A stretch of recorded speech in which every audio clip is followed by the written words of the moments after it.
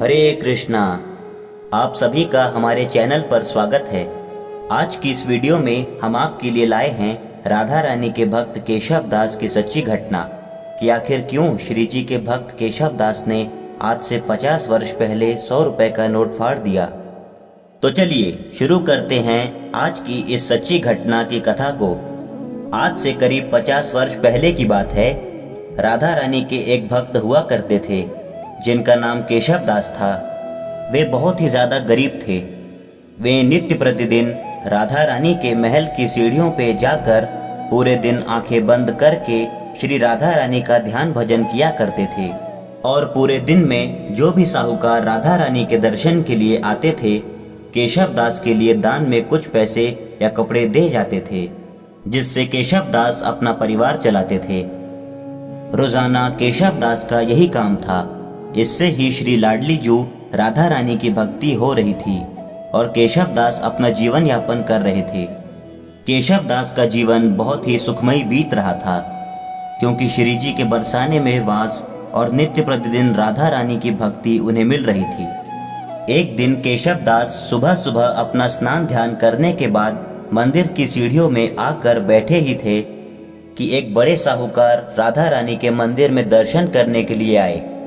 दर्शन करने के बाद लौटते समय उस साहूकार की नजर केशव दास पर पड़ी, जो कि श्री जी के भक्ति में पूर्ण रूप से भाव विभोर होकर श्री राधा रानी का भजन कर रहे थे। केशव दास की आंखें बंद थी और भक्ति में केशव दास की गर्दन झूम रही थी, मानो केशव दास साक्षात श्री राधा रानी से वार्ता कर रहे हों, उन्हें निहार रहे हों। केशव दास भक्ति में इतने मग्न थे कि उन्हें कोई अंदेशा ही नहीं था कि देश का इतना बड़ा व्यापारी आज श्री राधा रानी के दर्शन के लिए आया है। जैसा कि हमने आपको बताया कि ये घटना आज से 50 वर्ष पहले की है। उन दिनों पैसे की बहुत कीमत होती थी। देश में 5 पैसे और 10 पैसे के सिक्के प्रचलन में थे। केशव दास की भक्ति को देखकर उस व्यापारी ने केशव दास को 100 रुपए का नोट दान में दिया और राधे राधे बोलकर वहां से चला गया।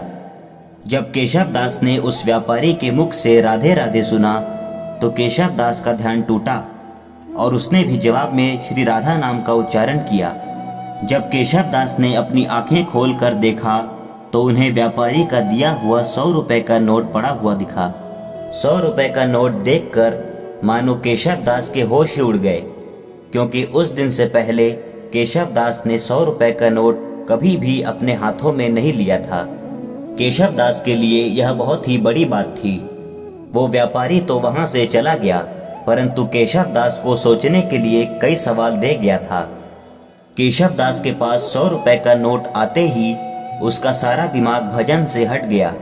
वे सोचने लगा कि इन 100 रुपए में से 50 रुपए बैंक में जमा कर दूंगा और बाकी पैसों से कुछ जरूरत की चीजें ले जाऊंगा।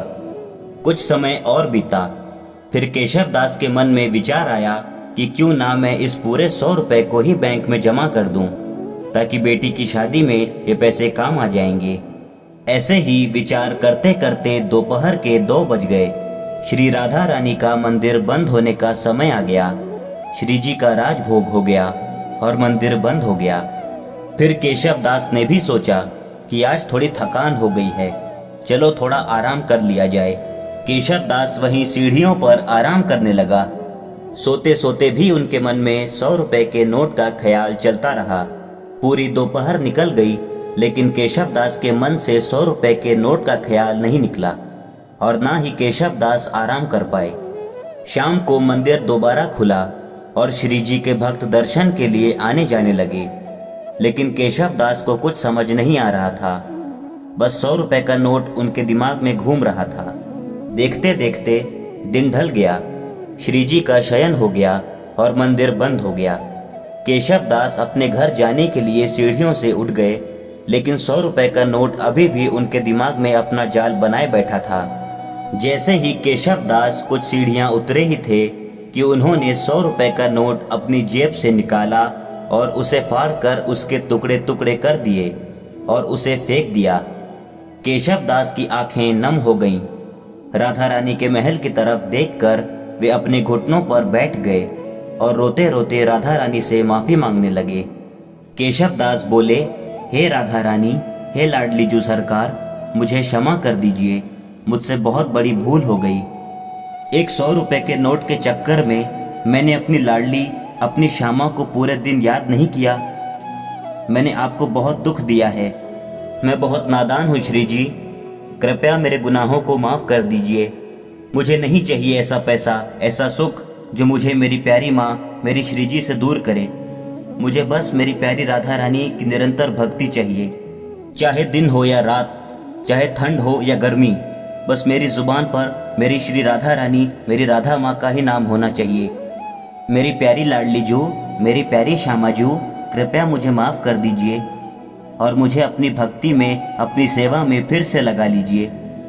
हमारी श्री जी भी इतनी करुणामयी और इतनी कृपालु हैं कि उन्होंने केशव दास की विनती स्वीकार की और केशव दास को पुनः अपनी भक्ति में बुला लिया। क्योंकि हमारी राधा रानी तो हैं ही ऐसी कि वे अपने भक्तों से, अपने बच्चों से ज़्यादा देर तक रूठती नहीं और जल्द ही अपने सच्चे भक्तों को उनकी गलती का एहसास कराती हैं और उन्हें वापस अपने कमल चरणों की सेवा में बुला लेती हैं। तो देखा आपने कैसे एक 100 रुपए के नोट ने केशव दास को राधा रानी की भक्ति से दूर कर दिया और अंत में केशव दास ने उस नोट को फाड़ ही दिया। हमें हमेशा भगवान से मांगना चाहिए, उनसे प्रार्थना करनी चाहिए कि उनके चरणों में उनके दास की जगह सदैव बनी रहे, उनके कमल चरणों की सेवा हमें मिलती रहे और संसार की माया से हम बचे रहें। चाहे कितनी खुशी हो, कितना भी दुख हो, कैसा भी माहौल हो, चाहे कितनी भी विपदा आ जाए, हमें सदैव ईश्वर का स्मरण करना चाहिए। क्योंकि अगर अच्छा समय है तो वो हमें भगवान की भक्ति से मिला है और यदि बुरा समय है तो वो भी भगवान की भक्ति से ही टलेगा। हमें सदैव भगवान से शुद्ध भाव से प्रेम करना चाहिए। तो दोस्तों, प्रेम से बोलिए श्री राधा रानी की जय हो। जय जय श्री राधे। तो दोस्तों, उम्मीद करता हूँ कि आपको ये वीडियो काफ़ी अच्छी लगी होगी। यदि आपको ये वीडियो अच्छी लगी है तो इस वीडियो को ज़रूर लाइक और शेयर करें और हमें कमेंट करके ज़रूर बताएं। इसी प्रकार की और भी कई सुंदर कथाओं को और वीडियोस को देखने के लिए हमारे चैनल को ज़रूर सब्सक्राइब करें और बेल आइकन को भी अवश्य दबाएं। तो मिलते हैं आपसे अगली वीडियो में। तब तक के लिए अपना ख्याल रखें और श्री राधा नाम का गुणगान करते रहें। राधे राधे।